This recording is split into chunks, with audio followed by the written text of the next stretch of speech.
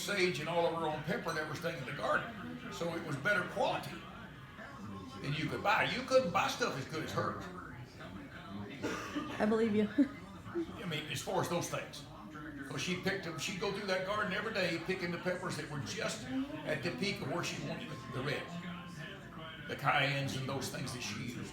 Okay. And she'd just go through with a bucket, and she didn't pick one or two, three off each plant. But the next day she went and picked them again, and she'd string them and hang them. You've seen all that. Mm-hmm. I've seen that. And Yeah. when we made pork sausage for the breakfast sausage, she had her own sage that she had brewed. She had her own pepper. All the stuff that went in that sausage, she grew in that garden to spice it, and people just begged for it. It wasn't the food, it wasn't the meat, it was the process and the fresh ingredients. Mm-hmm. I'm sure it made a difference in the quality. Yeah. It was unbelievable how much difference it made. Mm-hmm. We'd make that sausage in tubs, or big wash tubs, freeze it.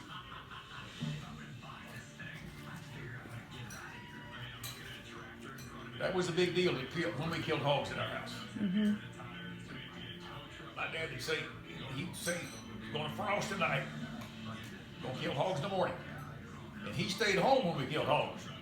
He didn't go to his routine. Mm-hmm. Around Thanksgiving, we'd usually kill hogs.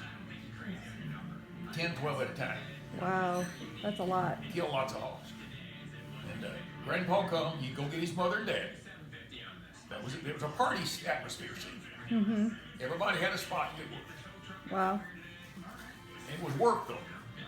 I bet it was. That sounds like work. 10, 12 hogs. Well, you had to scald them and skin them. They called scald them and scrape them, gut them, chop them up, and then you put them in the smokehouse overnight. You didn't smoke it. You just put it there to chip. And then the next morning you trimmed all the meat and everything. You didn't get only part you took off the hog that day that you would eat. Mm-hmm. It was a sort of a ritual thing, really. We saved all the brains, and we cooked the brains the next morning, and had tenderloin, which is the little strip in the back. Mm-hmm. We had tenderloin and brains for breakfast the next morning. I love brains. Yeah. So fresh. They got to be fresh, and they, Probably cooked a certain way too, right?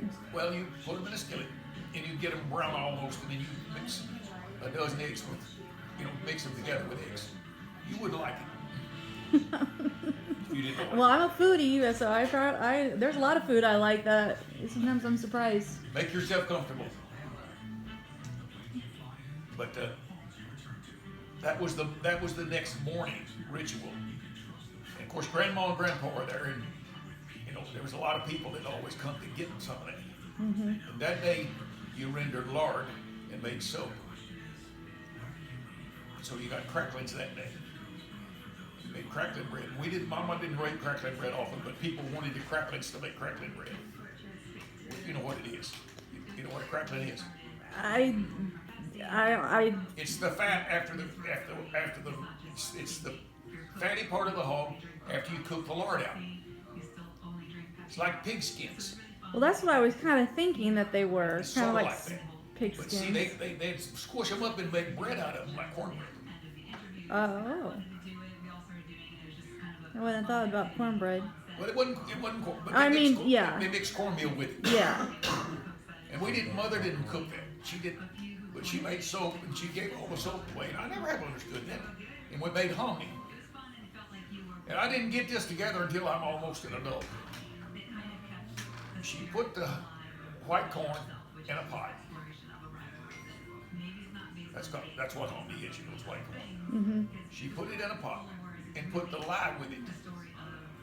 And then she used that same water when she got the hominy out. It took the shuck off, it took the skin off the corn. Okay. Then you use that same water and put the hog fat with it to make lye soap. And the black folks use the lye soap. They use it on their body. I hear it's rough on your skin. Good. That's what I It heard. takes skin right off your body.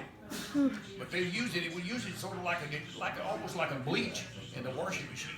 My grandma would rub it on the stains and stuff. Okay. She always had some.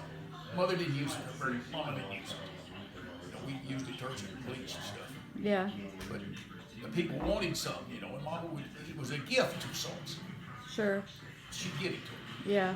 She made big old pans, Wow. cut it up, but it was Lysol. But it worked. That was a lot of work. Yeah, it was a lot of work.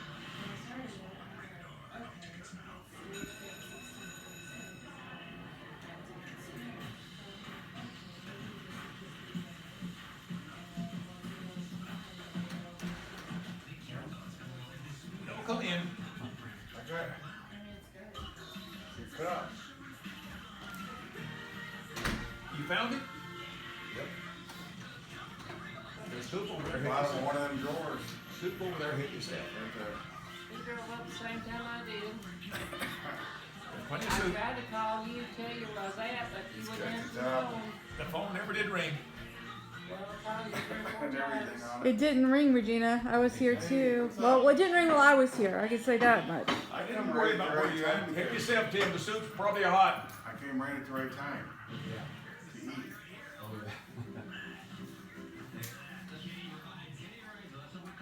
I just had to get my hair cut. I didn't care where you went. I told Warren